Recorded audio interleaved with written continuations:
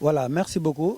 Aujourd'hui, nous sommes à la 3e édition de la Nuit du Sifflet, parce qu'il faut se rappeler que l'historique de la Nuit du Sifflet est venu quand même, l'idée est venue des arbitres. Parce qu'à un certain moment, il faut que les gens sachent même pourquoi la Nuit du Sifflet. À un certain moment, il y avait beaucoup de violence à Mbacké. Chaque jour, les matchs étaient inachevés pour des bagarres, parfois entre arbitres supporters, parfois entre supporters. On s'est dit qu'est-ce qu'il faut faire pour lutter vraiment contre ces violences.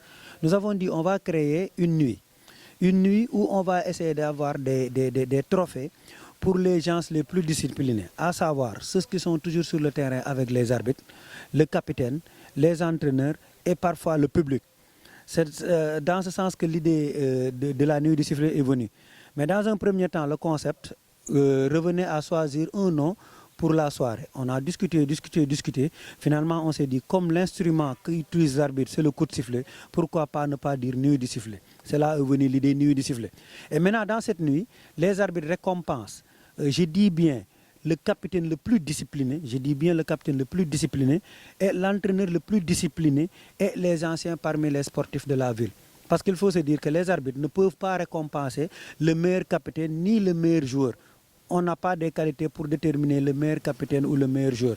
Mais quand même, on peut connaître le joueur qui était le plus correct avec les arbitres. Parce que le joueur qui est toujours en contact avec les arbitres, c'est le capitaine. Celui qui est toujours en contact avec les arbitres, c'est l'entraîneur. C'est pourquoi on a dit que pour lutter contre la violence, on va essayer de décerner chaque fois un trophée pour le capitaine le plus correct envers les arbitres, l'entraîneur le plus correct envers les arbitres. La première édition, on avait donné ça à Mohamed Janor et Ndongo Diouf de Yonondam. Tout le monde avait applaudi. L'année passée, la 2e édition, on avait donné ça à Chérif Sow de l'ASC Khewargui.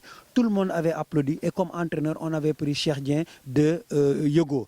Vraiment, jusque-là, tout le monde était d'accord sur le choix. Cette année, nous sommes à la 3e édition. Peut-être ce soir, le comité scientifique va nous dire quels sont les capitaines et l'entraîneur qui sont nominés pour ce soir. Parce qu'on a un comité scientifique qui est chargé, durant toute la saison, de nous regarder l'entraîneur le plus correct envers les arbitres et le capitaine le plus correct envers les arbitres. Voilà en fait l'idée de la Nuit du Sifflet. Et encore une fois aussi, c'est une fête pour les populations de Mbacké. Nous nous sommes dit que si nous faisons toute une saison, à la fin, on doit se retrouver vraiment pour terminer l'année en beauté. Si vous regardez, toutes les compétitions de Nawetan sont terminées. On a joué que les finales départementales et les finales régionales. Maintenant, les dés sont jetés. Il reste avec la Nuit du Sifflet pour clôturer définitivement. Voilà en fait l'historique de la Nuit du Sifflet. Et nous lançons un appel à toutes les populations de Mbacké pour terminer en beauté. Merci.